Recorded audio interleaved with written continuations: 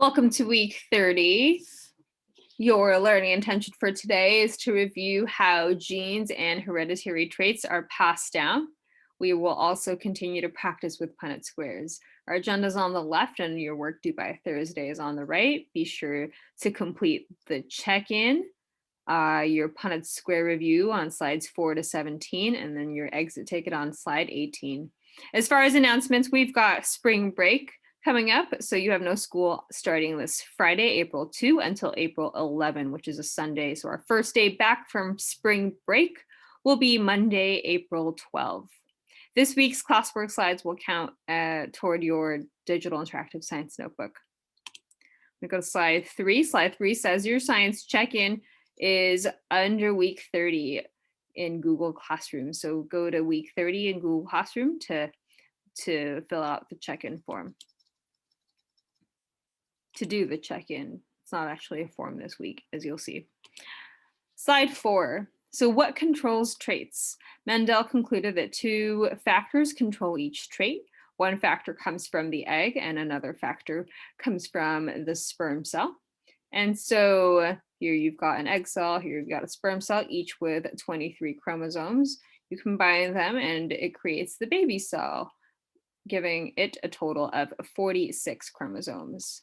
And so what are these factors that Mendel was talking about and how are they passed from parents to offspring?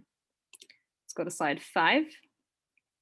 And so we've got chromosomes. Inside each cell is a nucleus that has thread-like structures called chromosomes. Chromosomes contain genetic information that control traits. What Mendel called factors are parts of the chromosomes. And each cell in an offspring contains 46 chromosomes from both parents. You receive 23 chromosomes from mom and 23 chromosomes from dad. These chromosomes exist in pairs, 1 chromosome from each parent. And so here for your reading check, what do chromosomes contain? Notice the images on the right. We're looking into just one cell right here. And if you zoom into the middle red circle here, you've got the nucleus. Inside the nucleus, you've got your 46 chromosomes. If you look at just one chromosome, you zoom in, you'll find this double helix, right? The twisted ladder that we were talking about last week. And so if you zoom in even more to just a segment of that DNA or a portion or a small part of it, that's what we call a gene.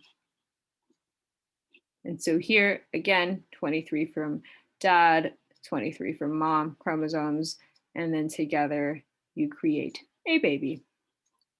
Slide 6, genes. Genes, on each chromosome, you have information about hundreds or thousands of traits. A gene is simply a section on a chromosome that has genetic information for one trait. So for example, a gene of a pea plant might have information about seed color. An offspring that inherits 2 genes, or factors, as Mendel called it, for each trait, 1 from each parent. So an offspring gets passed down, inherits 2 genes from each trait, for each trait, 1 from each parent. And so genes can be the same or they can be different, such as green or yellow seed color. And just as a review, remember that alleles refer to the different forms of a gene. And so pea plants can have 2 green alleles, 2 yellow alleles, or 1 of each allele color. The gene is that section of DNA that controls a trait. So it could be seed color, eye color, or blood type. And the allele is that specific variation of, say, for example, the seed color. So whether it is a green seed color or a yellow seed color. Slide 8. Genotype versus phenotype. Remember how we remember this, right? So genotype refers to the combination of alleles that you get from each parent, right? If you could have, capital R and lowercase r, capital R, lowercase r, right? And then for phenotype, this is what we see. So remember the prefix, not the prefix, the first two letters PH, it's similar to the word photo. And the word photo refers to something we see, something we're looking at, right? When we're taking a photo of something. And so here she is taking a look at the brown fur on this mouse. Slide 9 is reminding you about homozygous versus heterozygous. Remember, the prefix homo means same and hetero means different. So go ahead and remember to type your answers here in this box. What does the prefix of each word mean? Now, slide 10, you have a drag and drop activity. This should be pretty quick. This is just double checking that you remember what homozygous dominant, homozygous recessive, and heterozygous means when you're looking at genotypes. So you would move this to here if you think it's homozygous dominant or homozygous recessive or heterozygous. Okay, you would do the same for the next two images there. Slide 11 has information that reminds you about Punnett squares. Here's a GIF, right? You have the male genotype across the top and the female genotype along the sides. Remember, you have only one letter per line. And in the boxes, you're combining the letters from each parent, right? So it's color coded here. And so slides 12, 13, and 14 are practice for you in terms of Punnett squares. Slide 15, it's getting you to think about how to analyze Punnett squares again. And so you'll practice how to analyze Punnett squares on slides 16 and 17. Slide 18 says, in your own words, what's the difference between genotype and phenotype? What questions and comments do you have? Welcome to day 2 of week 30. Our learning intention is to review the parts of DNA and to develop a model of DNA. Your agenda is on the left and your work due by Thursday is on the right. Remember that spring break starts on Friday, April 2 and goes until April 11. Our first day back from break will be Monday, April 12. Remember that this week's classwork slides will count toward the digital interactive science notebook category. Slide 21 says your check-in is in Google Classroom under week 30. So be sure to check that out. Slide 22 is letting you know our goal for today is to make a DNA molecule in order to review the molecular structure of this essential biological molecule that makes you, you. Slide 23, go ahead and watch this video, and after watching the video, describe the 3 parts of a nucleotide in this box. Slide 24, it's a drag and drop activity, so you are labeling the parts of a nucleotide. So be sure to read this passage here and then label, right? You can move these. And so you would label where you think the nitrogen base is, where the sugar is, and where the phosphate is.